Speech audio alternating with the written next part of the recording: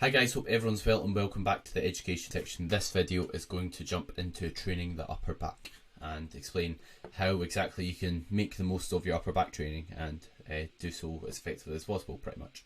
So why am I not breaking down the individual musculature when it comes to the upper back? Why am I not telling you how to train maybe your rhomboids, which is this muscle here, or your traps, or your rear delts? It's because we don't need to break your upper back down to that level, and the reason being is you won't truly isolate any individual portion of your back. You'll bias a body part more than others, you'll bias a part of the upper back more than others, but you're not truly going to isolate it. So I believe you should group your back training into training the upper back, training the lats, training the erectors.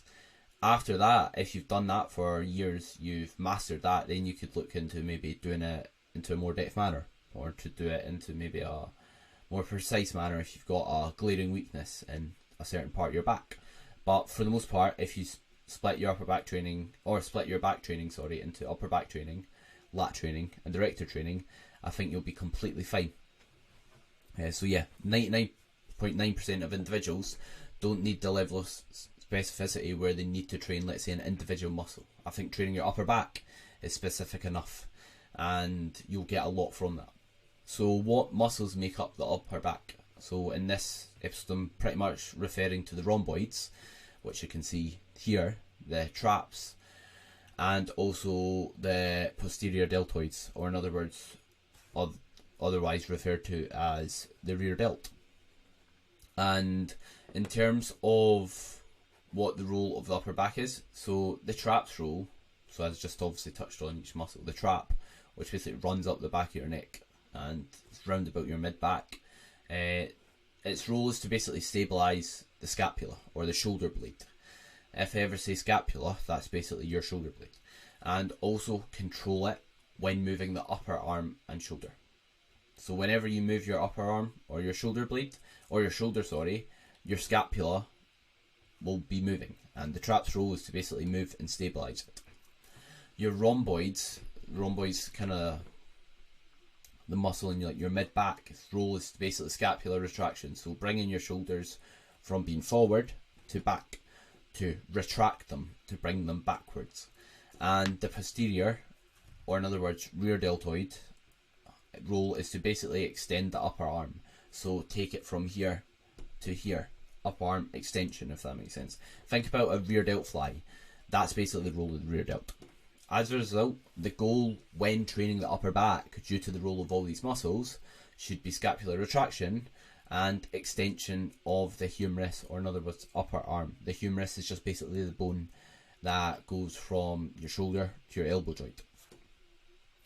So after we know kind of the role of the upper back and how we can kind of train it, it comes to kind of talking about exercise selection.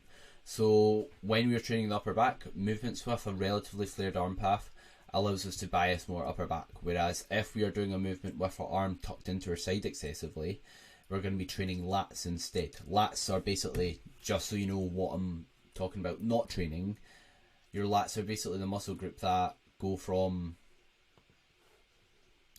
your upper arm right down to kind of the lower back. So this muscle here along my sides, so that is your lat, and that's what we're kind of trying to not train when we're doing it. This muscle here is your lat. And as for, yeah, so like a nice, maybe what you could call your elbow getting driven into your side, your elbow in line with your body, that's going to contribute towards growing more of your lats. Whereas if you have your elbow flared, then that's going to be a bit more upper back. And typically a grip around shoulder width is relatively ideal when it comes to training the upper back. So we don't want to be excessively wide or narrow. Being excessively wide can reduce range of motion, and excessively narrow can kind of encourage bicep involvement. You could argue having a machine where the handles or the implement, whatever you're using, travels out slightly as you roll could be a good thing to limit bicep involvement. When we're training the upper back, chest supported movements can be valuable, so your erectors aren't limiting factor. Your erectors are basically muscles that run from the bottom of your back up to the top, which basically work to fight you from folding over pretty much to help you maintain a flat, or in other words neutral spine. So if I had to pick one movement to train, see if I was like, right, one movement to get the best upper back development possible, it would be a chest supported movement. So it'd be something like a T-bar row or a chest supported row, as you can see in the top right. And although bent over rows and hinges will contribute towards it, it will also potentially, it's not the best time to get the most output out of your back, if that makes sense. And in terms of why the chest support is so valuable, is again, it means your erectors and your lower back's not a limiting factor. But not only that, is if you've got the chest support, you've got something to focus on moving your shoulders around, if that makes sense. You've got something to help you maintain like proper posture, while allowing you to bring your shoulders forward as much as you can and stretch them basically around it. And we want to basically achieve the above, so perform rows, things like that, and upper back movements from a combination of different angles and different kind of movement patterns. We don't want to just do one ideally, because if we're doing one that's going to be a bit more trap dominant or going to work up one muscle group, then if we just do that, then we might have some lagging parts in our back. So yeah, some options are like a T-bar row, a chest supported dumbbell row, a low row machine, which is like a plate loaded machine you'll typically find in gyms, where when you row it travels from a low to high path, a similar path to the dumbbell row really, but you're just sitting upright instead of bent over. Or a overhand or neutral grip cable row, or a traditional lat pull down. And the reason I say traditional is because when you go to the gym and you first, let's say, learn how to train, and you first do a lat pull down, you're probably not going to do a pull down that's going to target your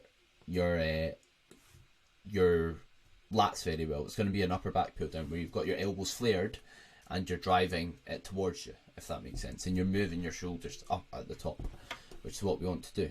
So getting into a bit more of what we want to focus on when we're performing the movement is typically the exercise. The exercise you choose will kind of dictate the bias to an extent. But saying that, how you execute it also matters. What I mean by that is, if you choose, let's say, a bent over row with an overhand grip, then that's gonna, or sorry, poor example. Let's say you choose a seated row, or a, let's say, we'll say a pull down. If you do a pull down with an underhand grip, you're going to be less likely to bias your lats, because when you're got underhand, your upper arm's going to be tucked, which means you're most likely going to target your lats a bit easier. So if you take an overhand grip, for example, then your elbows will flare. You're in a better position to target your lats. So the exercise you use will dictate what muscle you work. But not only that, we want to focus on how we're using each exercise. We don't just want to pick an exercise that's going to target our lats or our upper back. It's about how we perform it. So when we're doing an upper back movement, we want to allow our shoulders to travel forward in the stretch position and drive elbows back to basically shorten the musculature. Like I said, what we want to focus on when training the upper back is scapular retraction, bringing our shoulders back, and extension of the humerus, bringing our upper arm in line with our torso. That's the goal. And the reason we want to think about moving our shoulders is, you'll see there's a photo in the top right of what your scapula is, your shoulder blade, and when it protracts, when it moves forward, all the musculature of the upper back basically joins onto your shoulder blade. So see, when it moves forward, the upper back musculature stretches. So if we keep our shoulders pinned back when we're training the upper back, or don't allow it to travel forward, then we're not actually stretching the upper back. And most of the time, muscle growth happens best in that middle and lengthened position of a rep. Basically, when we're stretching muscles is where the benefit usually is. There's some exceptions, but for the back, like, it's great to kind of get a good stretch in your upper back. And what we want to think about is allowing the shoulders to travel forward in the stretch then. Our upper arm again shouldn't be excessively tucked, but again, it doesn't need to be 90 degrees. A good place to be, really, just to start out, is what allows the most range of motion, really, when you're choosing an arm path to target the upper back.